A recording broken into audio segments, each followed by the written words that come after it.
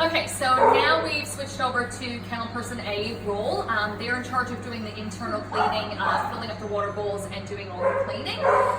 So there's quite a lot of things to get through. As we have let the dogs out, you can see that all the dogs, obviously this is a demonstration video, so it's not exact representative, so use a bit of your imagination. So obviously we're pretending that this is a kennel that's occupied, so there will be a cage, cart and stuff on there. The animal will be outside, and when we let them outside, we leave the doors ajar so you know which ones need to be cleaned. So first thing we do is grab the cleaning trolley.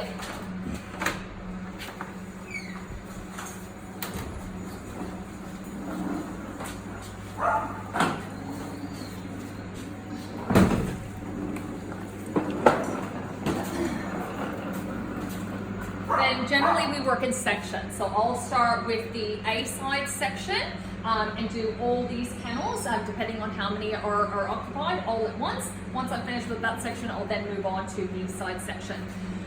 Also, we noted in one of the other videos, the first 5 kennels are doggy daycare ones, and those are left to Kirby, who's in charge of doggy daycare.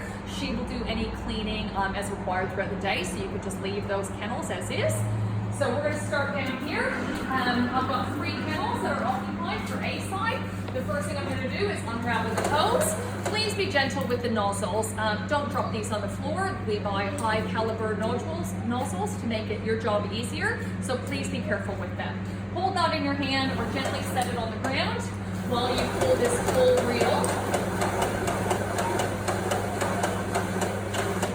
out, and just obviously get it to lock. All water things are to be shut off at all times when they're done for not being used for the rest of the day. So the first thing you'll do is it'll go from the closed position to the on position. Okay, so the first thing we're going to do is inspect all the kennels and pooper scoops. You're going to collect the pooper scooper from the yard and you're going to inspect each one of the kennels. There's going to be three types of kennels. There's going to be a kennel that's totally clean.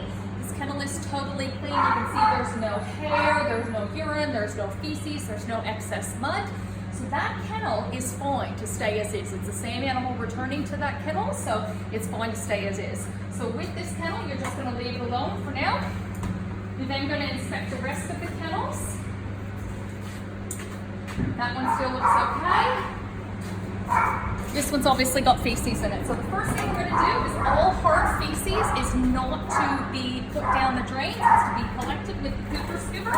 You're going to gently collect that with the pooper scooper and not damage the paint on the floor and collect that poop into there. Now, if there's only a small amount and there's still room in that pooper scoop, I will go and inspect the other 3 kennels and collect any poop that's in each of those. Once I've done this section, I'm going to set it to the side. If it becomes too full, you can just place it in, empty it into the buckets. Now that we've collected all the poop in each, all the solid feces in each one of the kennels, we're going to proceed to filling up the waters and cleaning the kennels. So most importantly, even if it is a clean kennel, you still need to fill up the water. Obviously, all animals need to have full water bowls at all times. So what you're going to do is you're just going to put this down nice and low so it doesn't splash all over, and you're going to gently fill up that water bowl.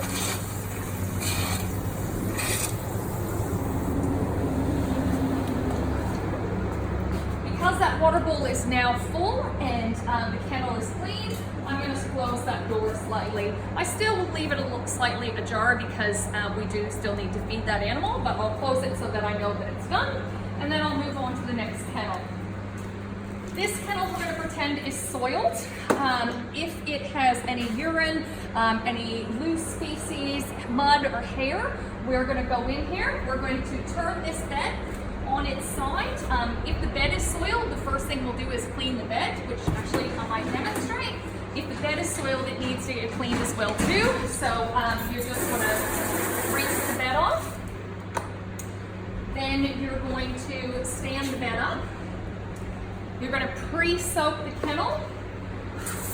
And again, this is for foiled kennels. You're going to pre-soak it. I'm going to inspect the rest of the kennels because if there's multiple ones that need to get cleaned, we do those in batches. So So this one was the one that had feces in it. So I'm going to gently rinse that one as well too. Next, we're going to use the detergent. First kennel gets skipped because it was nice and clean. These are the 2 soiled kennels. I'm going to splash soap on that. If the bed was soiled, I'm going to splash soap on the bed as well too. Proceed to the next kennel. This bed was clean, so I'm going to stand it up out of the way, and I'm just going to soak that one as well too. Next, we're going to get our brush from the trolley. We're going to get in, and you will use your judgment on this one. If the walls are soiled, they do need to get clean, but if the walls are clean, it's fine to leave those as well too. We're going to get in, and we're going to make sure that we scrub any areas that are dirty. That may be a portion of the kennel, that may be the whole kennel. You're going to clean the bed as well too.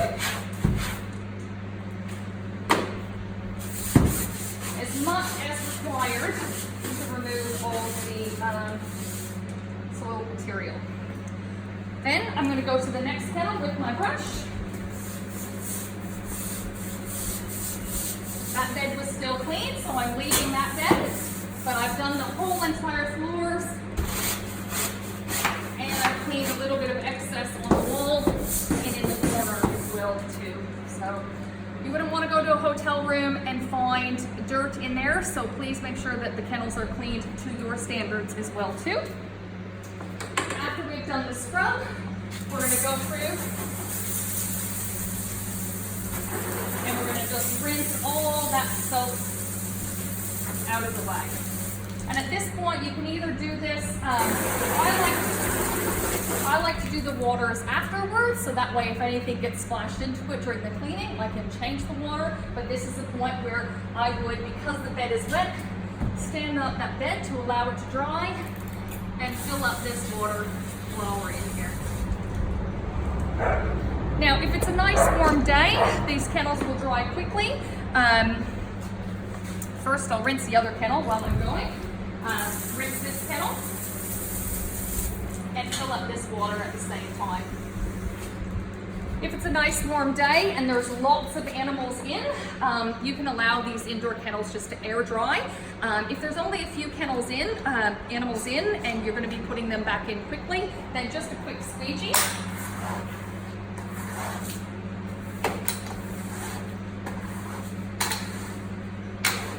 Get rid of the excess water to help it dry quicker.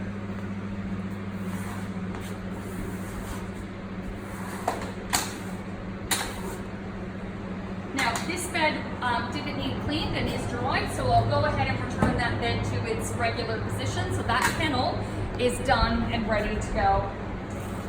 This kennel's done and ready to go. We'll just remember to put the bed down after it's had a minute to dry. So once we've done all kennels and inspected all kennels on A side, we'll then proceed to B side and do the exact same technique. Starting at the start, inspecting each kennel, making a judgment call of whether it's clean and doesn't require anything other than waters, whether it just needs a pooper scoop but it's still relatively clean and may just need a spot rinse, or whether it's soiled and it needs a deep clean, and then do that for all kennels. Once we finish with B side and we've done all the waters, you're pretty much done with this hose. So rather than it being in your way for the rest of the day, it's fine to gently ravel these hoses up. Again, being careful with the nozzles, because otherwise they leak.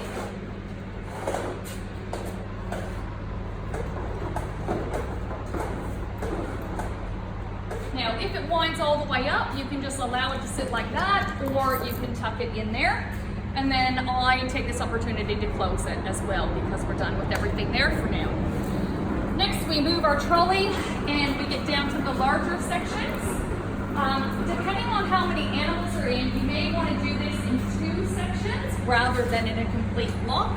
So I generally will kind of do the first half of the kennels and do that same routine of inspections, pooper scooping, pre-rinse, and then clean as required, and do a section of kennels rather than doing one at each time, because then otherwise you're handling the equipment too often. Done with A side, and then move down to the end of A side. I would then proceed on the B side, and then the front and B side. This is your hose for here, and this is your tap for here. This hose, in order to be able to reach the last kennels, does need to be wound out to its full, to be able to reach that in, but it does reach. So once all kennels are cleaned and ready for the animals to be returned back in, and we've double checked that all the waters are full, we return the cleaning trolley back to the food prep room, so it's out of the way.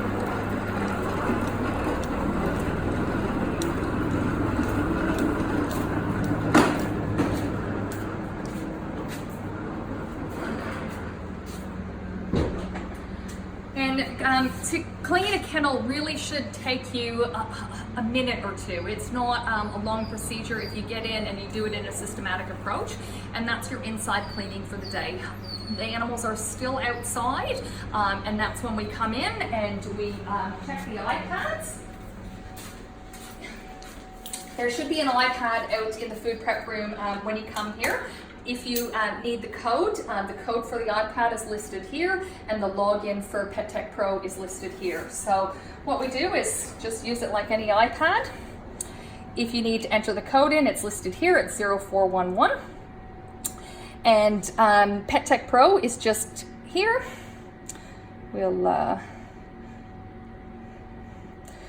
So when you open this, if it's not already logged in, that's the PetTech Pro, which is the software we use for out here. The username and password are listed here.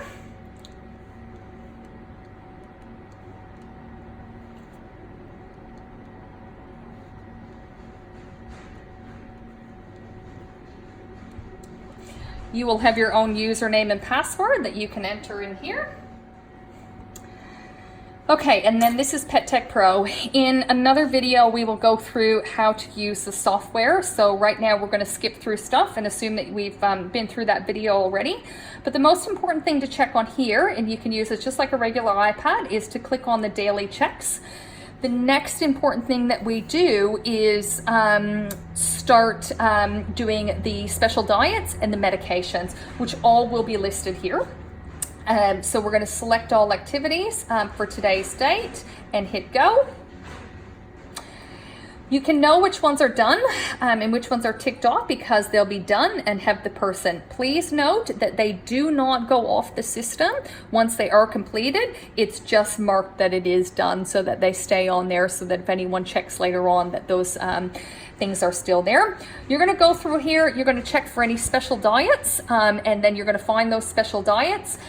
Special diets tend to live in this area here, so they'll either be labeled here or they'll be on top of the freezer. Obviously, all that's listed in here is which dogs are to get it. The instructions will be on there, and the instructions will be on the bag follows those instructions as per what the owners request for them to feed. Medications all live. There's 2 checks for the medications. The medications are listed in PetTech Pro.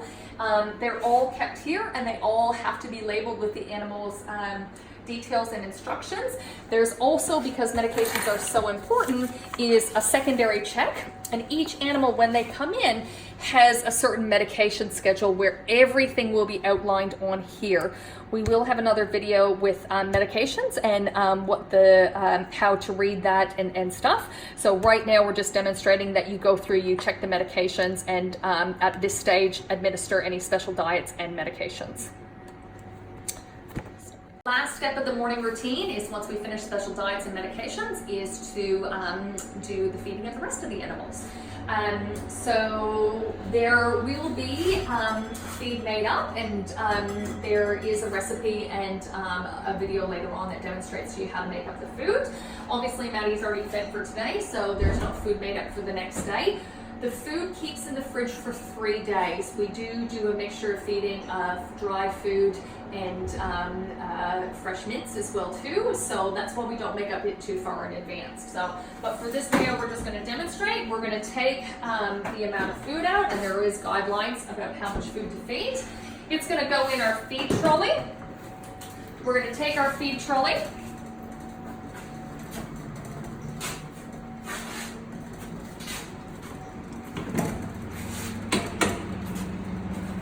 so again, we start on A side. We work all the way down A side, and then we come back up B side. Obviously, the first 5 kennels are the doggy daycare kennels, so we're going to start at A6. Now, when you're feeding, you're going to look at their kennel card that they have here. There will be a video on explaining how to read these kennel cards as well too. Things that you need to know is the dog's name and if there is what their breed is as well too. So there's Rosie here, she's a poodle. So with that, we're then going to go to our feeding guide. A poodle is obviously less than 10 kilograms, so it's considered a small breed dog, and the general guideline is 1 cup of food. Obviously, there's a big difference between a 4 kilogram poodle and a 10 kilogram poodle, that if you've got a very small, less than 5 kilogram dog, you might only feed that half a cup of food, because one of the biggest complaints that owners have is not only if their animals lose weight while they're staying here, but if they gain weight. So use your discretion on how much that is, and take note of what the animals that you're feeding. They're generally here for several days, so you will know if that animal's here for the first day. If it only eats half of its food, you're going to remember that the next day to only offer it that amount of food. You're going to find the appropriate size bowl. She's a poodle, so I'm going to select a small bowl. I'm going to then give it, looking at her weight, she's only 6 kilograms. So I am going, this is a cup of food. So I'm not going to give her quite 1 cup of food. That's about 2/3 of a cup of food. I'm going to put it in the bowl.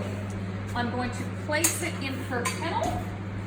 And this is for demonstration. Normally the dogs would be outside, but this is what you do with the food, is you just put it nice and in front here so that it's quite easy to collect the bowls once they're finished. If you have 2 dogs, it's important that you're going to put both of the food bowls at the front. So we would put one over to this side and the other one over to this side. Once you've fed, you're going to lock the door and ensure that it's closed.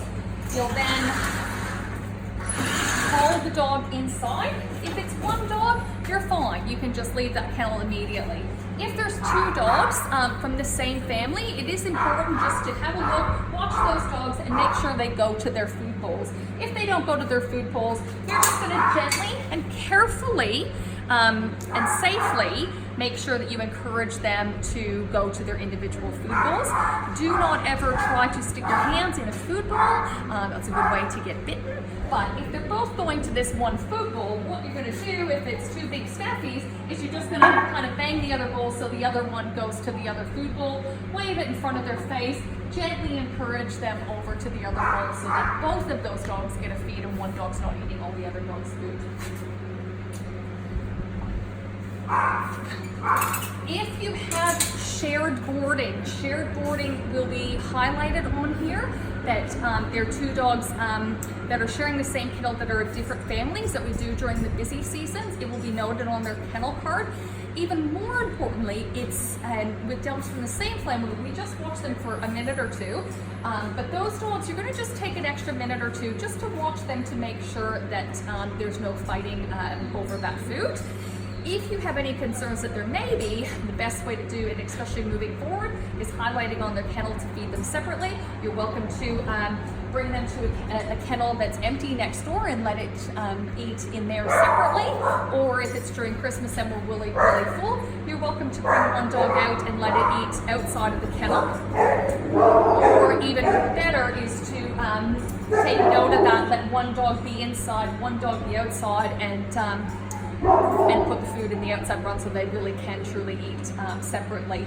That's a rare occasion that you need to do that. 99% of the time, the dogs, even in shared boarding, are fine, but those are what to do in the situation that they're not. So, okay, so after what we've done and we've gone through, and we've fed all of A side, we've moved over to B side, and we've fed all of B side. The demonstration on how to collect the food bowls. So once they've all been fed, obviously Rosie's finished all of her dinner, lucky girl, got 2 breakfasts, is you're just going to punch down, you're going to collect both of those food bowls. Please note that the safest way to do it is either to block the kennel if it's a small breed dog, or if you've got 2 big boisterous experienced dogs, you can lift that gate up all the way to the side and just collect those food bowls from here, so it's less of an opening for them to get through. Or you can just keep your body in here and gently, again, watching your back on the latches, bend down and collect those food bowls. If the animals push through and get out, that sometimes happens. You just obviously grab your lead and collect them and put them back in. If it's a really silly dog, you can just leave those food bowls, wait for them to be outside and sneakily get it when you're not looking down the drain. Obviously, if there's any leftover food in the bucket, it's going to be fed the next day, so I'm just going to take that food. You'll note that it's dated for today, so we'll use that one up first the next day and pop it back in the fridge. And then obviously is when we take the trolley when the food's put back to go and collect the food bowls. Now we're going to demonstrate that once we have collected all the food bowls, we're going to bring them to be washed. So we are using raw mints, so it is important to use nice, warm, soapy water. Your personal choice of whether you'd just like to use your bare hands, or there is gloves available if you'd prefer to wear gloves while you're washing the dishes. What we normally do is stack all the bowls up here, and generally there's quite a few. I then fill up the big sink with nice warm water and lots of soap. Fill up that one with nice warm water, put the bowls in, and then fill up this one with nice warm water for a rinsing one as well too. Obviously washing dishes, you should all know how to wash dishes, but you're going to make sure to get in those corners and make sure that you're doing a full wash of all sides of those bowls. And it doesn't take long, but make sure you give it a good clean. And then into the next section, once that's full, obviously you can just dump that in and rinse it. And then they get placed here and stacked one on top of each other, standing up in order to let them dry. Obviously, once you're done with all the dishes, the next thing you're going to do is you're just going to give the sinks a bit of a wipe out and make sure that we keep this area nice and tidy. We don't need to leave that watering throughout the day, otherwise it just gets yucky. And just obviously give the tap and everything a nice quick is a good opportunity to just give this a bit of a wipe down.